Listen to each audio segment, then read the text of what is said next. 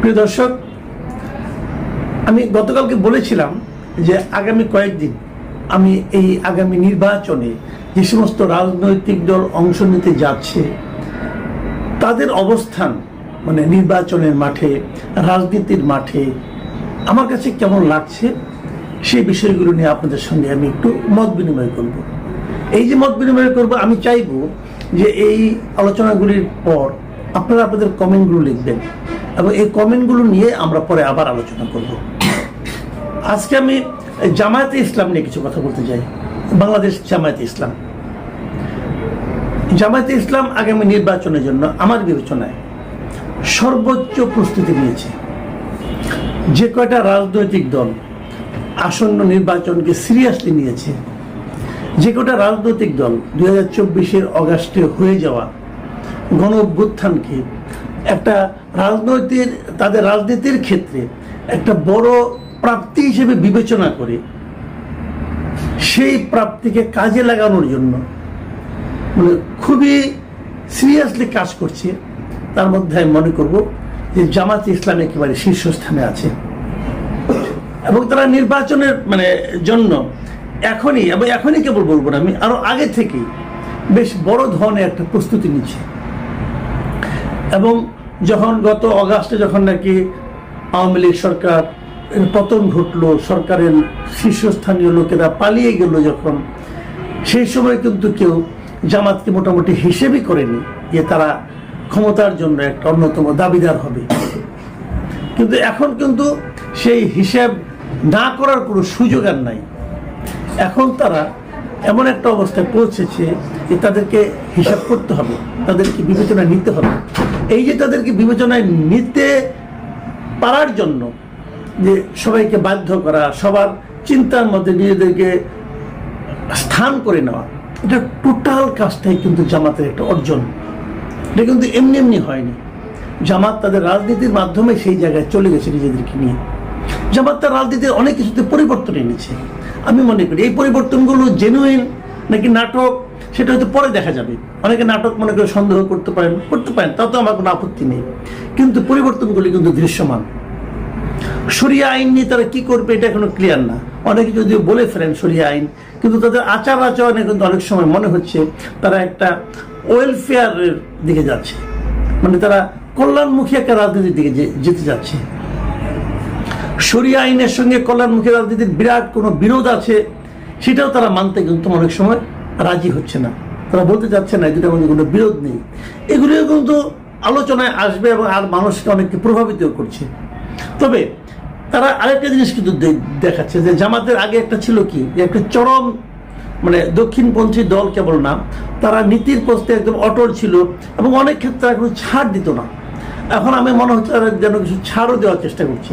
আমি এর মধ্যে দেখলাম তাদের যে সেক্রেটারি জেনারেল মিয়া গোলাম পরোয়ার খুলনাতে একটা প্রোগ্রাম উনি বলেছেন যে প্রয়োজনে জামাত ইসলাম 100 আসন ছেড়ে দেবে। যে আলোচনাটা হচ্ছিল যে ইসলামী দলগুলোর মধ্যে একটা ঐক্য, এবং সে ঐক্যটা কিন্তু নির্বাচনী ঐক্য, নির্বাচনী সমঝোতা। এটা কিন্তু যে জোট তা না, বাট নির্বাচনের জন্য যে তোমার আসনে আমি আমার প্রার্থী দিব না, আমার আসনে তুমি তোমার প্রার্থী দিবা না, তোমার যারা কর্মী আছে তারা আমাদের হয়ে কাজ করবে, আমাদের যারা কর্মী আছে তারা তোমাদের আসনে তোমাদের হয়ে কাজ করবে। এই যে একটা ঐক্য, নির্বাচনী ঐক্য, এই ধরনের একটা ঐক্যের দিকে জামাত কিন্তু যাচ্ছে। এবং মিয়া পরোয়ার বলেছেন যে ওনারা প্রয়োজনে 100 আসন তার জোটের যারা শরিক হবে, জোট নির্বাচনী ঐক্যের যারা শরিক হবে তাদেরকে ছেড়ে দিবে। এটা কিন্তু একটা বড় রাজনৈতিক কৌশল। এই কৌশলের ফল কি হবে এটা বলা বড় কঠিন, কারণ বাংলাদেশে ইসলামী ভোট কিন্তু একদম কম নেই, এবং সেই ভোটগুলো যদি একত্রিত করা যায়, এমনিতেই ডাকসু এবং জাকসু নির্বাচনের পর জামাতের পক্ষে একটা জোয়ারের মতো এসেছে। কিন্তু এটা আপনার বাস্তবে উঠুক আর মানসিকভাবে উঠেছে, কিন্তু আবার বিভিন্ন প্রত্যন্ত অঞ্চলেও তাদের পক্ষে কিছু কিন্তু তারা কিছু কল্যাণমূলক কাজ করছে, এবং তারা নানা রকম চাঁদাবাজি, দখলবাজির বিরুদ্ধেও কিন্তু তারা ইতিবাচক ভূমিকা রাখছে। অনেকে বলছেন তারা আওয়ামী লীগকে প্রশ্রয় দিচ্ছে, যদি দিয়েও থাকে সেটাও কিন্তু আলটিমেটলি তাদের পক্ষেই যাচ্ছে, বিশেষ করে ভোটের রাজনীতিতে। এটা কিন্তু একটা বড় কথা। এসবের মধ্যে আরেকটা ঘটনা কিন্তু ঘটে যাচ্ছে, সেটা হলো জামাতের কিন্তু নেতৃত্বে পরিবর্তন আসতেছে ডিসেম্বরে। এটা অনেকে মাথায় রাখবেন। এখন নেতৃত্বে পরিবর্তনটা কিভাবে আসে? যেমন বিএনপি যদি কালকে বলে যে আমরা ইলেকশনের আগে আমরা আমাদের নিজেদের একটা কাউন্সিল করব, সবাই কিন্তু চোখ বন্ধ করে বলতে পারবেন যে সেই কাউন্সিলে মূল নেতা তারেক রহমানই হবেন। তাহলে বিএনপির গণতন্ত্রটা এরকম। যদি জাতীয় পার্টির গণতন্ত্র হয় সেখানেও একই রকম, সবাই বলতে পারবেন জিএমকেদের দল পদ ছাড়বেন না। কিন্তু জামাতের কিন্তু সেরকম না। জামাতের নির্বাচনটা বড় অদ্ভুত পদ্ধতিতে হয়। এখন যেটা মজলিসে শুরা আছে, এরা যারা আছেন জামাতের এমনিতে মেয়াদ হলো 3 বছর পর পর তাদের নেতৃত্বে পরিবর্তন আসে। সেই হিসাবে এবছরের ডিসেম্বরে জামাতের নেতৃত্বে একটা পরিবর্তন আসার কথা, যদি আসে 25শে ডিসেম্বরের মধ্যে তারা এটা প্রকাশ করবে বলে বলা হচ্ছে, এবং আসবেই। পরিবর্তন আসবে কিনা জানি না, হয়তো পুরনো নেতৃত্বে নতুন নেতৃত্ব হিসেবে আসতেও পারে, কোনো সমস্যা নেই। নিয়মটা হলো 3 বছর পর পর তাদের একটা কাউন্সিল হবে। এবার যেটা হচ্ছে নিয়মটা হলো তাদের যে মজলিসে শুরা আছে তারা 3 জনের একটা প্যানেল তৈরি করে দেয় যে এই 3 জনের প্যানেল থেকে কে আমির হবে। এবার অলরেডি এরকম মজলিসে শুরা যদ্দূর জানা গেছে 2টো প্যানেলের মতো প্যানেল আসছে। একটা প্যানেলে আছেন বর্তমান যিনি আমির আছেন তিনি ডক্টর শফিকুর রহমান, এবং তার সঙ্গে আছেন নায়েবে আমির মুজিবুর রহমান, এবং সাবেক ভারপ্রাপ্ত secretary general ATM Azharul Islam. আপনার আজহারুল ইসলাম সম্বন্ধে জানেন, যিনি কিছুদিন আগে কারামুক্ত হয়েছেন। উনি দীর্ঘদিন কিন্তু এই পুরো শেখ হাসিনা আমলে উনি কিন্তু ছিলেন, জেলখানায় ছিলেন, উনি মুক্তি পেয়েছেন। তো উনি দীর্ঘ সময় দলের জন্য স্যাক্রিফাইস করেছেন, উনি আসতে পারেন। আবার আরেকটা প্যানেলে সেখানে এটিএম আজহারুল ইসলামের পরিবর্তে আরেকজন নায়েবে আমির সৈয়দ আবদুল্লাহ মোহাম্মদ তাহেরের নাম শোনা যাচ্ছে। তো যেই হোক, তাহলে আমি এই 4 জন ধরি, এই 4 জনের মধ্যে কোনো একজন নতুন আমির হচ্ছেন। ডক্টর শফিকুর রহমান এর আগে 2বার আমিরের দায়িত্ব পালন করেছেন এবং খুব সফলভাবে কিন্তু দায়িত্ব পালন করেছেন। এবং নির্বাচনের আগেও আমি বলবো, আমি ওনাকে মানে জামাতের আমির হিসেবে খুবই স্মার্ট হিসেবে আমি পার্সোনালি বিবেচনা করি। ওনার কথাবার্তা মানে পরিণতি বোধ অনেক সময় আমার কাছে বেশ ভালোই লাগে। তো উনিও থাকতে পারেন, আবার নাও থাকতে পারেন। এই নির্বাচনটা এমনভাবে হয়, এই যে একটা প্যানেল হলো, এই প্যানেলের লোকদেরকে সারা দেশে ওনাদের যে 1 লাখেরও বেশি রুকন সদস্য আছেন তারাই কিন্তু ভোট দেন এই কাকে তারা আমির বানাবেন। এখন এই প্যানেলের মধ্যেই ভোট দিতে হবে তাও কিন্তু নয়, তারা প্যানেলের বাইরেও কাউকে ভোট দিতে পারেন। মানে এদের নেতা নির্বাচনটা হয় খুবই গণতান্ত্রিক প্রক্রিয়া।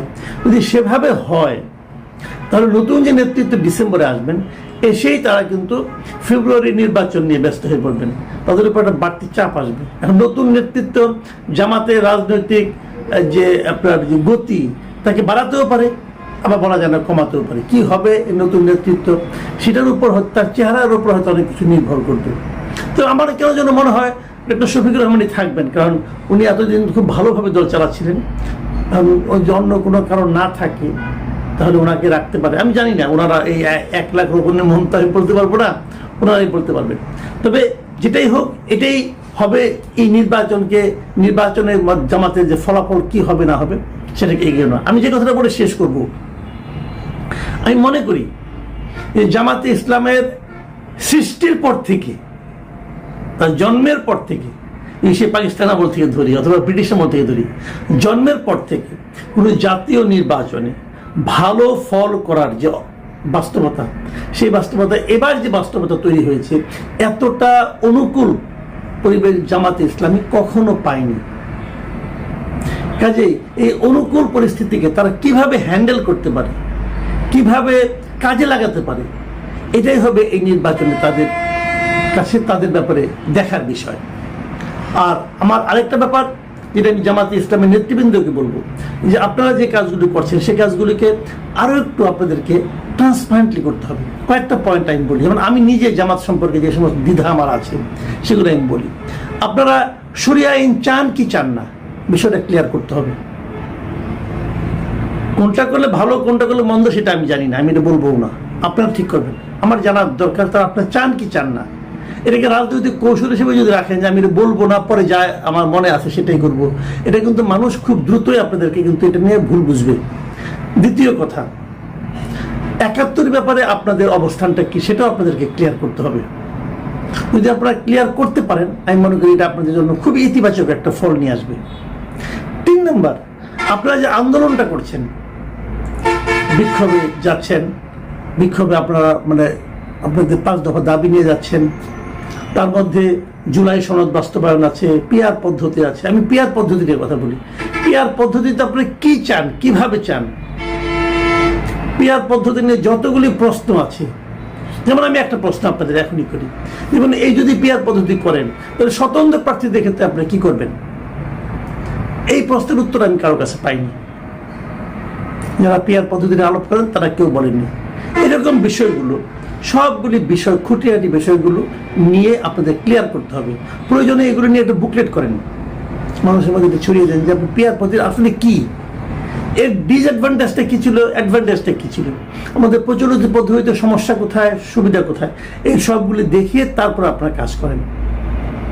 এগুলো যদি আপনারা করতে পারেন, আমি মনে করি আপনাদের ব্যাপারে জনগণের সিদ্ধান্ত নেওয়ার ক্ষেত্রে সুবিধা হবে। প্রিয় দর্শক, জামাত নিয়ে আলাপ করলাম।